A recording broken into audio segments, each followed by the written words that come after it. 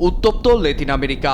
ফের আন্তর্জাতিক জলসীমা থেকে ভেনেজুয়েলার একটি তেলবাহী ট্যাঙ্কার জব্দ করেছে যুক্তরাষ্ট্র। শনিবার মার্কিন হোমল্যান্ড সিকিউরিটি সেক্রেটারি ক্রিস্টিন ওয়েম বিষয়টি নিশ্চিত করেন।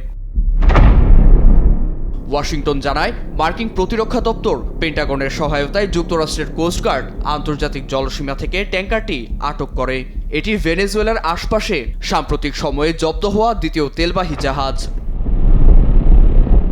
মার্কিন প্রশাসনের দাবি, নিষেধাজ্ঞা পাশ কাটিয়ে তেল পরিবহনের চেষ্টা করছিল ভেনেজুয়েলা। যুক্তরাষ্ট্রের অভিযোগ, তেল বিক্রির অর্থ মাদক পাচার ও সন্ত্রাসী কার্যক্রমে ব্যবহৃত হচ্ছে। এই দাবির প্রেক্ষিতেই প্রেসিডেন্ট ডোনাল্ড ট্রাম্প আগেই ভেনেজুয়েলার তেলবাহী জাহাজ চলাচলে অবরোধের ঘোষণা দেন। এর পাশাপাশি ভেনেজুয়েলার আশপাশের অঞ্চলে সামরিক উপস্থিতি আরও জোরদার করছে ট্রাম্প প্রশাসন। সর্বশেষ মোতায়েন করা হয়েছে মার্কিন বিমান বাহিনীর C-17 গ্লোবমাস্টার পরিবহন বিমান এবং নৌবাহিনীর ক্ষেপণাস্ত্র ধ্বংসকারী জাহাজ USS থমাস হার্টনার।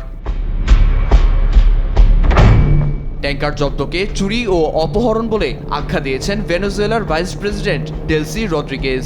আন্তর্জাতিক জলসীমায় দস্যুতার অভিযোগ তুলে যুক্তরাষ্ট্রের বিরুদ্ধে জাতিসংঘের নিরাপত্তা পরিষদ সহ বিভিন্ন আন্তর্জাতিক সংস্থায় অভিযোগ জানানো হবে বলে সতর্ক করেন তিনি।